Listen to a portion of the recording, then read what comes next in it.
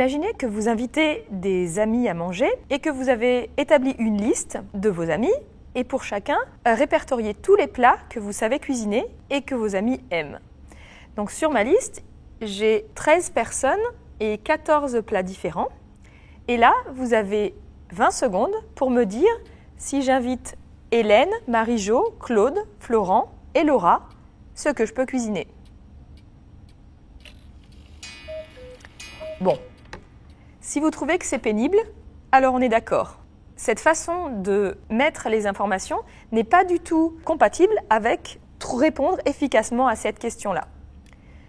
Parce que là, j'ai 13 amis, on peut y arriver. Mais imaginez que je mets une cinquantaine de mes amis dans la liste et que je mets une vingtaine de plats que je sais cuisiner. Tout de suite, là, vous allez me dire que vous n'avez pas du tout envie de le faire. Ça tombe bien, moi non plus. Et pour ça, la solution, c'est de mieux organiser les informations. La première idée qu'on pourrait avoir, c'est de faire un tableau, de mettre une ligne par ami, une colonne par plat et de mettre des croix dans les colonnes. Alors pour une quinzaine d'amis, c'est jouable. On va assez rapidement trouver l'information. Maintenant, vous pouvez imaginer que ce n'est pas une liste d'amis et des plats à cuisiner, c'est une liste d'étudiants dans une université qui en contient une vingtaine de milliers, et puis tous les cours auxquels ils sont inscrits. Là, votre tableau, il ne va pas passer à l'échelle, comme on dit, il ne va pas réussir à répondre à cette question avec un grand ensemble de données.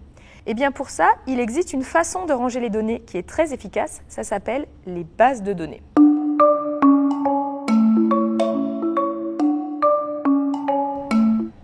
Pour nous, les bases de données aujourd'hui, ça va être ça. Ce sont des feuilles cartonnées, il y en a une par ami, il y a en haut le prénom de l'ami et toute la liste des plats que je sais cuisiner avec une encoche en face des plats que les amis aiment. Donc si j'invite, j'avais dit Hélène, Florent, Claude, Laura et Marie-Jo, si j'ai envie de savoir ce que je peux cuisiner, eh bien c'est très simple.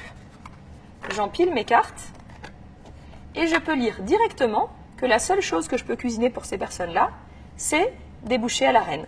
C'est le seul pour lequel il y a une encoche en face de toutes ces personnes. Maintenant, je peux vouloir poser une autre question. J'ai envie aujourd'hui de cuisiner un crumble et je voudrais savoir qui je peux inviter. Alors là, parmi tous mes amis qui aiment le crumble, je vois que celle qui est en haut de la pile l'aime parce qu'il y a une encoche, mais pour les autres, je ne sais pas directement. Je pourrais regarder toutes mes cartes, mais je vous ai dit que ce n'était pas efficace. C'est comme regarder toutes les lignes ou toutes les colonnes d'un tableau. Et bien pour ça, je vais utiliser des aiguilles à tricoter.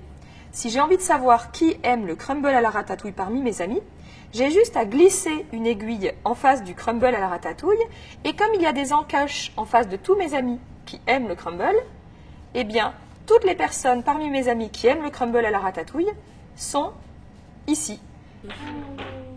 Ils aiment tous soit le crumble, soit les bouchées à la reine. Attends, ça marche pas. Bien le crumble ratatouille. Non mais il faut que je recommence Crumble, avec c'est le crumble ratatouille. pour les animaux. Carnivores. Non. C'est qui? C'est des mecs, je suis sûre. C'est pas le gros viandard, voilà. Et les seuls qui n'aiment pas le crumble à la ratatouille sont restés accrochés sur mon aiguille et on voit bien que ce sont des personnes qui n'aiment pas le crumble ratatouille. Je peux vouloir poser des questions un peu plus compliquées avec les mêmes cartes. Par exemple, je peux demander qui parmi mes amis aime les pâtes et les bouchées à la reine. Alors pour cela, eh bien, j'ai besoin de 2 aiguilles. Je vais mettre une aiguille dans les pâtes et une aiguille dans les bouchées à la reine. Pâte à la carbo et bouchée à la reine. Allez, tu vois. Il faut faire avec douceur. Et donc, si quelqu'un n'aime pas l'un de ces 2 plats, il va rester accroché à au moins une des 2 aiguilles. Et si je soulève comme tout à l'heure, je trouve qu'il y a parmi mes amis 3 personnes, Marie-Jo, Florent et Paolo, qui aiment à la fois les pâtes carbonara et les bouchées à la reine. Très bien. Maintenant, je veux poser une autre question. Je voudrais savoir qui aime bien soit les pâtes, soit les bouchées à la reine. Dans ces cas-là, qu'est-ce que je vais faire? Je vais mettre une aiguille dans les bouchées à la reine, je vais secouer, et là sont tombées toutes les personnes qui aiment les bouchées à la reine. Et maintenant, je vais reprendre mon aiguille et je vais les mettre dans les pâtes carbonara. Et si je secoue, pareil, je trouve les gens qui aiment les pâtes carbonara, on le voit à l'encoche ici, mais qui n'aimaient pas les bouchées à la reine, sinon elles seraient tombées. Et si je mets ensemble toutes ces personnes-là, j'ai tous mes amis qui aiment soit les pâtes carbonara, soit les bouchées à la reine. Et ne reste sur cette aiguille que ceux qui n'aiment aucun de ces deux plats. Si j'ai envie de savoir s'il y a un plat qui est aimé par tout le monde, ben je fais comme j'ai fait tout à l'heure pour mes 5 invités. Je mets toutes mes fiches ensemble et je regarde s'il y a une encoche pour tout le monde en face d'un plat. Ce n'est pas le cas. Il n'y a aucun plat aimé par tous mes amis. Et si jamais j'ai envie de savoir s'il y a un plat qui n'est aimé par personne, comment je vais faire? Eh bien, je vais passer une aiguille dans chacun de mes trous et à chaque fois en laissant tomber tous les gens qui aiment ce plat-là. Et donc, je peux essayer. Ici, ce plat est aimé par certaines personnes puisqu'il y a des cartes qui tombent. Je recommence avec le deuxième plat. Il y a des cartes qui tombent. Quelqu'un aime ce plat-là. Je continue avec le troisième. Il y a des cartes qui tombent. Et je continue ainsi de suite. Sauf pour la langue de bœuf. Et là, personne ne tombe. Il n'y a en effet personne parmi mes amis qui n'aime la langue de bœuf. C'est le troisième trou à partir du bas.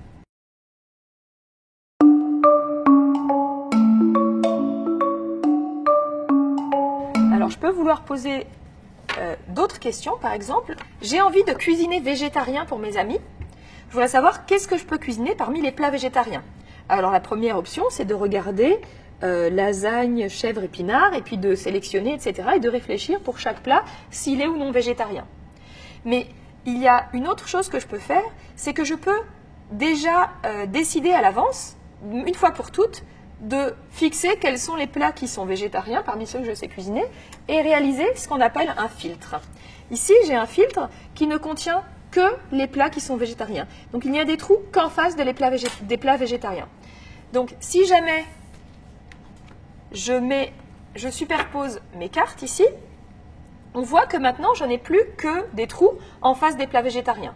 Et donc, si j'ai envie de trouver mes amis qui aiment au moins un plat végétarien, eh bien, je vais faire tomber pour tous les plats végétariens les gens qui en aiment au moins un. Là, il n'y a personne de nouveau. Hop.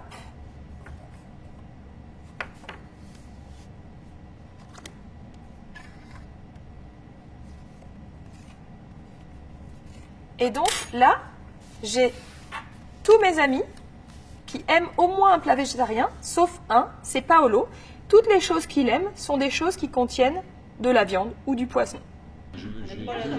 C'est que les gens qui mangent des plats qui aiment les plats végétariens. J'ai un autre filtre, j'aurais pu l'appeler le filtre carnivore, qui ne contient que les plats à base de viande. Et donc du coup, si jamais je reprends toutes mes cartes, je rajoute le filtre carnivore et maintenant je vais vouloir enlever de mon ensemble de cartes tous ceux qui mangent au moins un plat à base de viande. Donc ici, la langue de bœuf, j'ai à peu près aucune chance. J'ai vu tout à l'heure, personne n'aime ça parmi mes amis. Ensuite, la pizza Regina. Ici, je fais tomber tous mes amis qui aiment la pizza Regina. Ensuite, je passe au quenelle. Il n'y a pas de nouvelles personnes. Les bouchées à la reine. J'enlève ceux qui aiment les bouchées. Je continue avec les pâtes carbonara. La potée lorraine. Et enfin, la choucroute. Mais il n'y a pas de nouvelles personnes. Donc ici, parmi mes amis, il y a 3 personnes qui n'aiment que des choses végétariennes. Donc, pour les informations que j'ai dans ma base de données, je peux supposer que ces 3 personnes-là sont végétariennes. Et la dernière question que j'aurais envie de me poser, c'est de savoir s'il y a parmi mes amis 2 personnes qui ont exactement les mêmes goûts. Alors, pour faire ça, je n'ai plus besoin de filtre. Je reprends toutes mes cartes. Et je vais commencer par sélectionner les lasagnes. Donc si je secoue ici, je fais tomber toutes les personnes parmi mes amis qui aiment les lasagnes.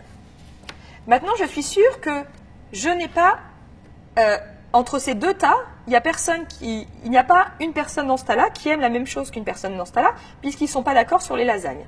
Donc maintenant, peut-être parmi ceux-là, il y en a qui aiment les mêmes choses. Alors je vais sélectionner un deuxième critère, les gnocchis aux légumes.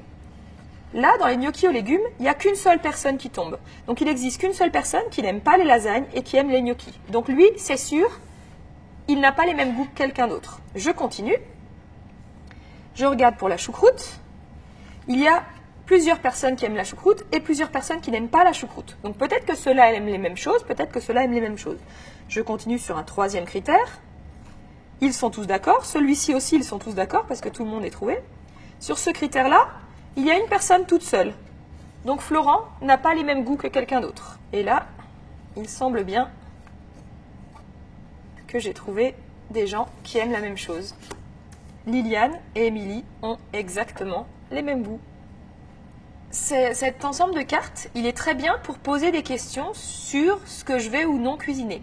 Mais c'est un peu limité, et c'est une chose qu'on n'a pas comme limitation dans les bases de données, c'est que pour l'instant, pour lasagne, chèvre, épinard, je ne peux pas dire un peu, beaucoup, passionnément, je peux dire oui, j'aime ou non, j'aime pas. Donc en gros, les réponses pour chacune des lignes, c'est soit vrai, j'aime, soit faux, je n'aime pas.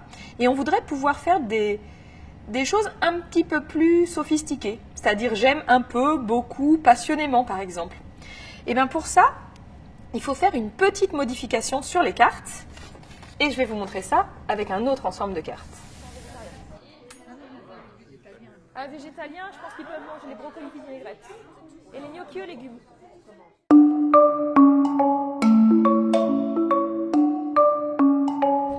Avec ce jeu de cartes, je vais vouloir aider un agent immobilier.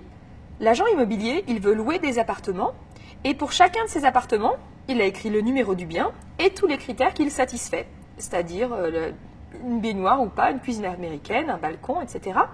Mais aussi des critères pour lesquels on a envie de pouvoir mesurer, c'est-à-dire le nombre de pièces, le prix de l'appartement ou la surface. Et là, si vous regardez bien, ce que j'ai fait, c'est que j'ai fait plusieurs trous sur la même ligne. Donc ici, pour le nombre de pièces, il y a un trou qui correspond à une pièce, 2, 3, 4, 5 ou 6 pièces ou plus. Et ce qu'on fait sur la carte, c'est que si l'appartement a 5 pièces, on va découper entre 5 pièces et le bord. Ce qui veut dire que si on sélectionne les appartements qui ont au moins 3 pièces, on va mettre notre aiguille à ce niveau-là, et cet appartement qui a 3 pièces ou plus, c'est-à-dire il en a 5, il va tomber sur cette requête-là. On va tester ça sur quelques questions. Donc par exemple, je voudrais un appartement de minimum 3 pièces avec balcon et jardin. Donc je vais mettre 3 aiguilles, une dans le jardin, une dans le balcon et une dans les 3 pièces. Et maintenant, si je secoue, je vois qu'il existe 2 biens qui ont minimum 3 pièces, qui ont un balcon et un jardin. Je peux poser aussi d'autres questions. Je peux demander s'il existe un appartement de 2 pièces, minimum, avec un loyer inférieur ou égal à 650 €. Donc je mets une aiguille dans 2 pièces, une aiguille dans 650 €. Je recommence. Et je trouve 4 biens qui satisfont ce critère. 2 pièces minimum et 650 € de loyer maximum. Je peux recommencer, par exemple, je peux demander s'il est possible d'avoir au moins 65 mètres carrés pour maximum 650 € par mois. Donc je remets tous mes biens. Et je vais mettre une aiguille dans 65 mètres carrés, une aiguille dans 650 € par mois. Je secoue et il n'y a rien qui tombe. Il n'existe pas dans cette sélection de biens de au minimum 65 mètres carrés et maximum 650 € de loyer.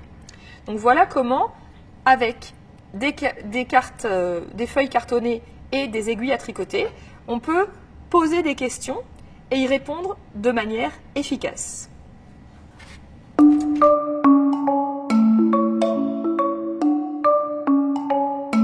Les bases de données à tricoter est une activité qui permet de parler de bases de données, quelque chose qui existe dans les ordinateurs, qui est très présent. Par exemple, quand vous réservez un billet de train, l'ensemble des places disponibles dans les trains est stocké dans une base de données. Donc c'est quelque chose qui vous entoure, mais là, on le transpose dans un monde ludique et surtout sans ordinateur, ce qui, a priori, n'est pas forcément facile pour les bases de données. Ici, pour nos bases de données à tricoter, l'efficacité, la rapidité, correspond au fait que répondre à notre question ne doit pas dépendre du nombre de cartes qu'on a entre les mains. Qu'on ait 10 ou 50 cartes, à part que c'est plus lourd sur l'aiguille, ça prend exactement le même temps. Donc c'est ça la notion d'efficacité qui va nous intéresser dans ce cas-là. Alors il y avait juste une question, c'était la dernière, savoir s'il y a 2 personnes qui aiment la même chose, ou le temps pour répondre à la question dépendait du nombre de cartes qu'on avait au départ, parce que le nombre de piles qu'on peut faire de gens qui aiment des choses différentes dépend du nombre de cartes. Si je n'ai que 3 cartes, j'aurai au maximum 3 piles. Cette activité est accessible, du moins au début, aux élèves de primaire, mais comme les autres activités, il y a assez d'extensions qui permettent de réfléchir à ce qu'il y a derrière et faire des choses un peu plus compliquées et un peu plus poussées. Par exemple, on peut réfléchir à ce que ça change dans une base de données ou dans nos bases à tricoter de rajouter un ami parmi les personnes qu'on veut inviter. Donc si je veux rajouter un ami là-dedans, je refais une fiche, je prends l'ami entre 4 yeux et je lui demande ce qu'il aime pas, puis je découpe. D'accord ? Et si j'apprends à cuisiner un nouveau plat ? C'est ça, il faut que je cours après tous mes amis pour mettre à jour pour eux une ligne. L'intérêt des bases de données, c'est de pouvoir organiser toutes les informations qu'on a de telle manière qu'il soit facile de poser des questions et rapide d'avoir des réponses. Une autre chose qu'il est utile de souligner sur cette activité, c'est qu'en fait, représenter les données sur des cartes avec des trous, éventuellement des encoches, et utiliser une aiguille à tricoter ou autre chose pour justement le passer dans ces trous et voir quelle carte il reste accrochée, c'est pas nous qui l'avons inventé. En fait, l'ancêtre des bases de données, c'était des cartes perforées. Ça permettait, quand on avait des grosses quantités d'informations, d'en extraire quelque chose, de savoir combien de personnes avaient plus de 60 ans dans une population. En fait, cette idée de représenter les données de manière à ce qu'on puisse poser des questions facilement, ça a été soulevé quand il a été devenu trop long et trop difficile d'extraire des informations des recensements. Si vous faites un recensement tous les 10 ans et que vous avez besoin de 8 ans pour extraire les informations que vous voulez dessus, les informations sont déjà dépassées au moment où vous les avez obtenues. Et donc, cette structuration de l'information pour pouvoir répondre à des questions facilement, eh bien, c'est l'ancêtre des bases de données, c'est les cartes perforées. Et c'est ce que vous avez fait avec l'activité des bases de données à tricoter.